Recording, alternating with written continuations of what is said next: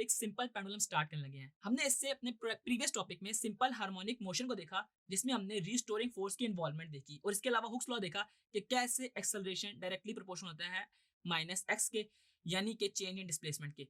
तो अब हम जो टॉपिक स्टार्ट करने लगे हैं वो इसकी एक फर्दर एप्लीकेशन है सिंपल पेंडुलम। तो वाइब्रेटरी मोशन के बारे में आपको पता है कि वाइब्रेटरी मोशन जो है वो टू एंड फ्रो मोशन है किसी भी बॉडी का अबाउट अ फिक्स पॉइंट। ठीक है। अगर मैं सिंपल पेंडुलम की कंस्ट्रक्शन के बारे में आपको बताऊं तो एक सिंपल एक बॉब है जो कि एक हैवी मैस का है और वो स्मॉल इन साइज है। उसको हम एक स्ट्रिंग से हैंग कर देते हैं किसी भी रिजिड सपोर्ट के साथ, जैसा कि आप देख सकते हैं। इसका जो वेट है वो mg है, जबकि इसकी जो लेंथ हमारे पास l कहलाएगी। ठीक है जी। और अब अगर मैं इसकी वर्किंग पर आऊं तो आप देख सकते हैं कि हमारे पास जो इसकी पोजीशन O है, यानी कि जो स्टार्टिंग पोजीशन इसकी मेन पोजीशन है, वहां से हम इस बॉब को डिस्प्लेस करके अपनी राइट एक्सट्रीम तक और फिर वहां से लेफ्ट एक्सट्रीम तक लेके आते हैं। जब हम इसको पॉइंट ए तक डिस्प्लेस करते हैं और वहां पे इसको रिलीज करते हैं तो ये मूव करता है ए से ओ, फिर ओ से बी और फिर बी से ओ और अगेन ए। यानी कि ये बैक एंड फोर्थ मूव कर रहा होता है अक्रॉस द पॉइंट ओ, यानी कि उसका स्टार्टिंग पॉइंट जो कि इसका मेन पोजीशन कहलाती है। अब सवाल ये है कि इस बॉब को मूव करवाने में कौन सा फैक्टर सबसे इंपॉर्टेंट रोल प्ले कर रहा होता है। आप देखें, जब हमारे पास पॉइंट ए पे बॉब पहुंचा तो हमने इस बॉब को इसके कंपोनेंट्स में रिजॉल्व किया, यानी कि हमारे पास एक कंपोनेंट mg cos थीटा आया और एक कंपोनेंट mg sin थीटा आया। अब आप अगर देखें तो mg cos थीटा और टेंशन एक दूसरे के ऑपोजिट हैं और ये एक दूसरे के इफेक्ट को कैंसिल कर रहे हैं, तो यानी कि इनका किसी किस्म की इन्वॉल्वमेंट नहीं है हमारे पास सिंपल पेंडुलम के बॉब को मूव करवाने में। The only factor which plays an important role for moving the bob is mg sin theta. और mg आप देख सकते हैं कि बिल्कुल डाउनवर्ड है और mg sin थीटा मूव कर रहा है फ्रॉम a टू b, यानी कि mg sin थीटा वो फोर्स का कंपोनेंट है जो इसको मूव करवा रहा है। ठीक है।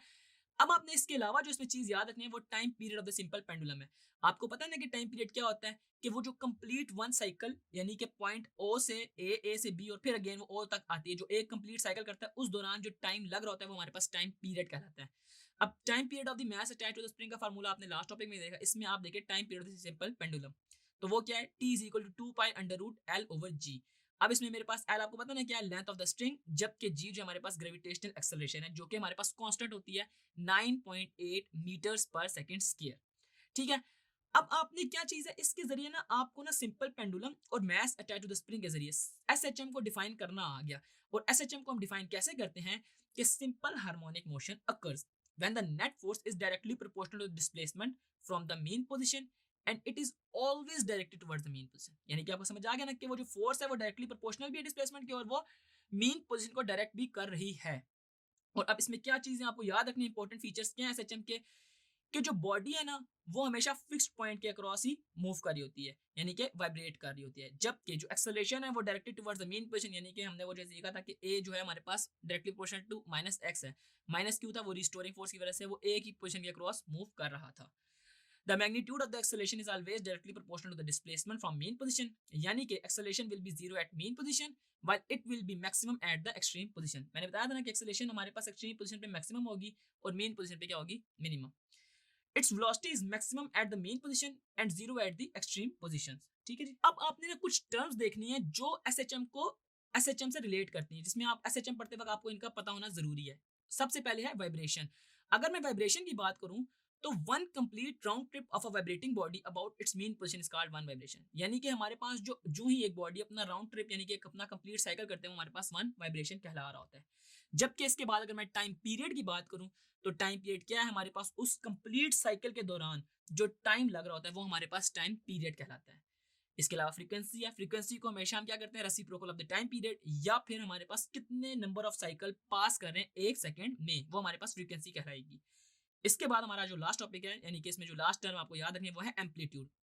एम्पलीट्यूड क्या है, the maximum displacement of a vibrating body on either side from its mean position is called amplitude.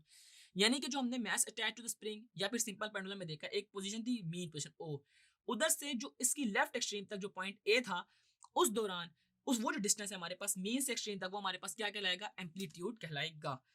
अब इसमें हम एक एग्जांपल को सॉल्व कर लेते हैं कि कैसे हम लोग टाइम पीरियड को फाइंड करते हैं अगर हमारे पास गिवन डाटा हो। तो आपकी एग्जांपल है, find the time period and frequency of a simple pendulum 1 metre long at a location where g is equal to 10 metres per second square. यानी कि आपने इसमें फाइंड क्या करना है, टाइम पीरियड। ठीक है जी। जबकि आपके पास length of the simple pendulum कितनी है 1 मीटर और जी आपके पास कितना है 10 मीटर्स पर सेकेंड स्क्वायर। ठीक है जी। आपको ये बात पता है कि जो हमारे पास टाइम पीरियड का फार्मूला है वो क्या है, t is equal to 2 pi under the root l over g। ठीक है जी। आपके पास l है 1 मीटर और g आपके पास 10।